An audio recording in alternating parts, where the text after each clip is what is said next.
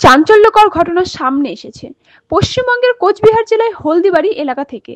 এক হিন্দু কলেজ পড়ুয়া ছাত্রীর জীবন নিঃশেষ হয়ে গেল প্রেমের নামে প্রতারণার ফাঁদে পড়ে। অভিযুক্ত আশিক ইসলাম নিজেকে একজন হিন্দু যুবক হিসেবে পরিচয় দিয়ে মেয়েটির সঙ্গে সম্পর্ক তৈরি করে। মেয়েটি ছিল হলদিবাড়ি এলাকার বাসিন্দা এবং একজন কলেজ ছাত্রী।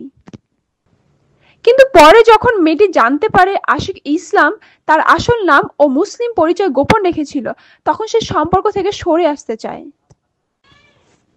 আশিক ইসলাম তখন শুরু করে ব্ল্যাকমেল। মেয়েটিকে হুমকি দেয় তার ব্যক্তিগত ছবি ও ভিডিও সোশ্যাল মিডিয়ায় ফাঁস করে দেবে।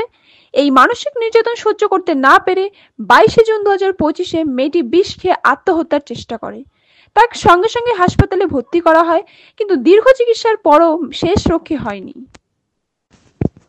30 জুন 2025 মৃত্যু হয় ওই ছাত্রীর। ঘটনার পরপরই অভিযুক্ত আশিক ইসলাম পালিয়ে যায় কেরালায়।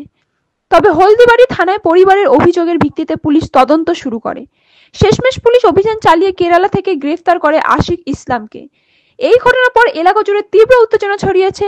স্থানীয় মানুষ ও পরিবার দাবি জানাচ্ছেন অভিযুক্তের যেন দৃষ্টান্তমূলক শাস্তি হয়।